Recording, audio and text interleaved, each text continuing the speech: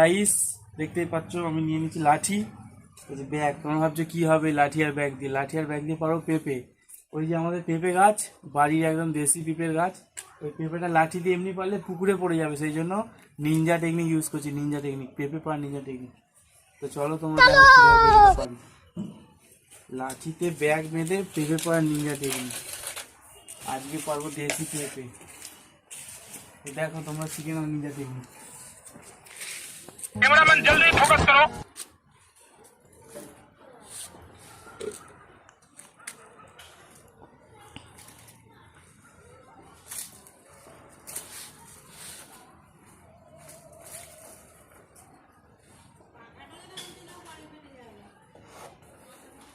এটা পাকা নয়, কাঁচাই আছে।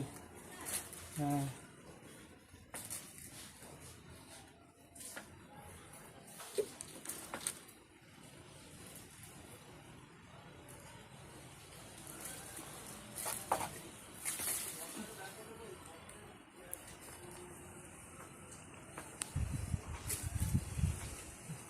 অনেক কষ্ট।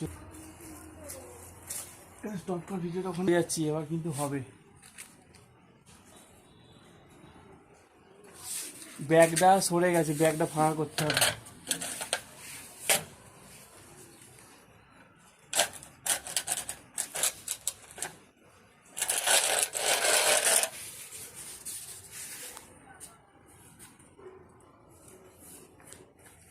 তো গাইস পেঁপেটা কিন্তু ব্যাগে ঢুকে গেছে, এবার কিন্তু পেঁপেটা পড়বে। দেখো তো অনেক কষ্ট কিন্তু পেঁপেটা পারলাম। দেখো কিভাবে নিনজা টেকনিক দিয়ে পেঁপেটা পারলাম। যে দেখ সে পেঁপে, দেশি পেঁপে, ঠিক আছে? এসব বাজার হাটের বীজ দেওয়া পেঁপে নয়, এটা দেশি পেঁপে, দেশি পেঁপের মাছের ঝোল। তো গাইস কেমন লাগলো তোমাদের ভিডিওটা? ভিডিও যদি ভালো লাগে অবশ্যই লাইক। গাইস পেঁপে পাড়ার কাজ শেষ। টোটাল কিন্তু 7টা পেঁপে পেরেছি।